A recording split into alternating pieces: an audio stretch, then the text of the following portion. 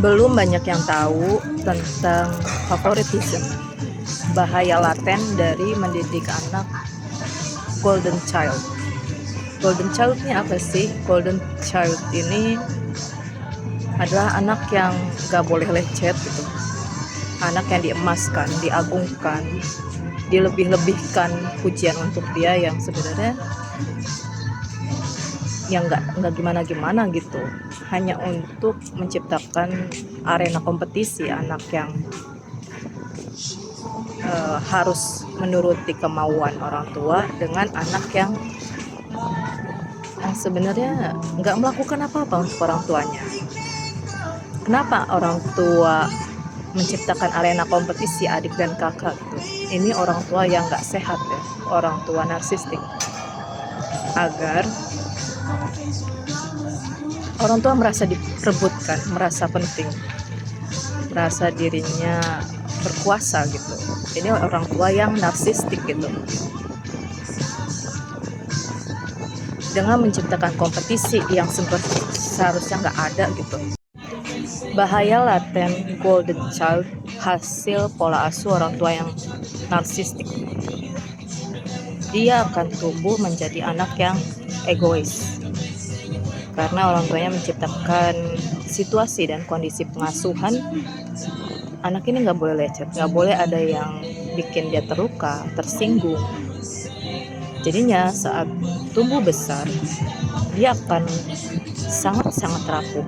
Ketika mendapat kritik sedikit, akan mengamuk, marah, gak terima.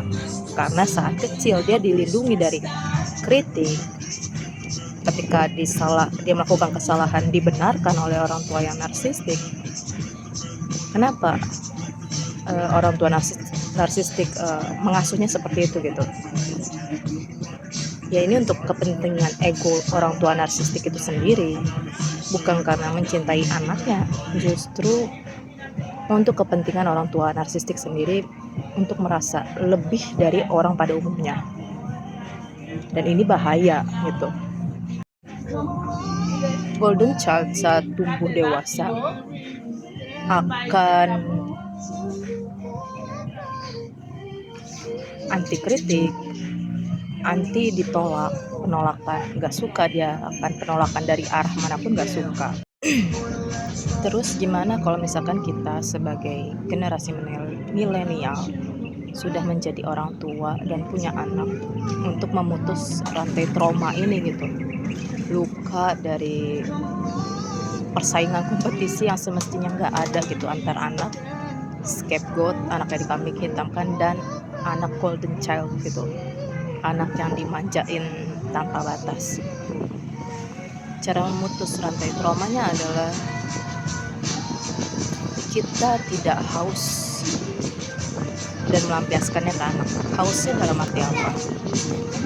Kalau kita tumbuh menjadi anak scapegoat itu, anak yang selalu disalahkan meskipun sudah memberikan segala hal untuk orang tua, berhenti untuk menuruti semua keinginan anak yang dulu kita nggak terima gitu dari orang tua, itu salah. Justru kita akhirnya menciptakan golden child karena kehausan kita, kedahagaan kita, kelaparan kita akan kasih sayang yang malah diberikan kepada saudara kita yang golden child ini gitu. Dan kita harus berhenti dan putus karma itu gitu, putus trauma itu. Jadi bijak jadi orang tua untuk nggak menuruti semua keinginan anak.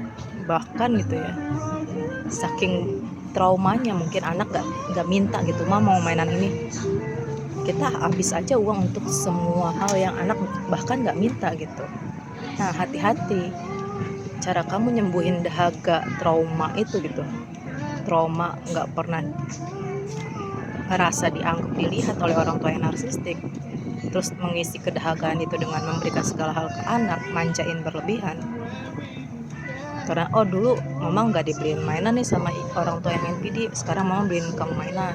Dulu mama nggak dilesin nih sama orang tua yang NPD, sekarang kamu ngelesin anak banyak-banyak sampai anak tuh begah gitu, ini banyak banget les gitu.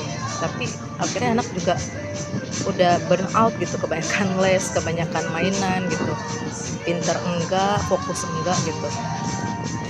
Jadi ya udah sewajarnya aja, jangan berlebihan gitu. Tahu kamu ingin menyembuhkan, mengisi dahaga kekurangan kasih sayang di masa kecil, ya akhirnya kamu jor-joran ke anak gitu. Hati-hati, anak kamu nanti tumbuh akan menjadi golden child, seperti saudara kamu karakternya, yang anti kritik, anti penolakan gitu, merasa benar aja, terlalu memanjakan anak gitu, akan menjadikan anak merasa dia ini pusat semesta, pusat dunia. Akhirnya ya jadi NPD juga, bisa jadi narsistik juga tumbuh dewasanya, karena kita pengen bayar dahaga dulu yang gak pernah diisi sama orang tua, tangki cinta yang kosong, tangki cinta yang kekeringan. Dulu misalkan kita nggak diisi tangki cinta akan apresiasi dari orang tua, dipuji, dihargai dari orang tua, kita berlebihan muji anak, ih pinter banget anak mama, ih hebat banget, ih keren banget, ih cantik banget. Atau dulu kita nggak pernah dapat hadiah dari orang tua, kita belanjain anak segala macam, dibelanjain gitu. Jangan ya, jangan berlebihan gitu. Mending ya udah ke diri sendiri aja, karena yang kehausan akan hal itu adalah diri kita gitu. Kalau kita memperlakukan anak seperti itu juga, padahal dia nggak merasa tuh saya kekurangan kasih sayang, nggak merasa tangki cinta, apresiasinya kosong, kekeringan dari ibunya, dari bapaknya. Khawatirnya dia tumbuh dewasa menjadi orang yang merasa dia ini pusat dunia, dan dia merasa berhak gitu untuk dipenuhi oleh alam semesta ini gitu. Padahal kan nggak gitu. Misal anak ngotot minta beliin mainan gitu, lewatin toko mainan, kita berani tega gitu, enggak ya nak, kalau mama bilang enggak. Ini untuk melatih anak bahwa nggak semua yang dia inginkan harus terwujud gitu.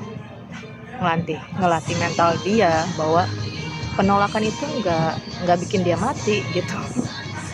Bukan berarti akhir dari dunia, dan mendapat penolakan itu ya nggak apa-apa, bukan akhir dari segala-galanya, bukan berarti semua pintu tertutup buat dia gitu. Dia bukan berarti dia gagal, segala hal gagal, enggak gitu. Emang setiap ada penolakan pasti ada perlindungan dari Yang Maha Kuasa, pemilik alam semesta gitu. Bisa jadi kita adalah orang tua yang mampu memberikan segalanya gitu buat anak, karena ngerasa ya udah bisa cari uang sendiri gitu. Tapi itu pola asuh yang salah gitu, karena kita nggak melatih mental anak untuk punya batasan diri, dan kita selalu memberikan segala hal ke anak gitu secara berlebihan, nggak ada limitnya, nggak ada batasnya. Ini akan menumbuhkan jiwa-jiwa narsistik yang semena-mena, nggak tahu batasan, melanggar hak orang lain gitu, kan bahaya gitu. Jadi bukan maksud orang tua jadi pelit gitu, tapi melatih mental untuk punya batasan. Hidup ini ada aturannya, nggak sembarangan. Ada norma, ada agama, ada peraturan, ada hukum gitu. Yang kalau kamu nggak bisa dibatasi, nggak mau diatur, itu akan membahayakan diri kamu sendiri gitu. Dengan kita melatih anak banyak penolakan gitu, bukan karena kita benci ya, tapi karena ingin dia tumbuh yang benar gitu.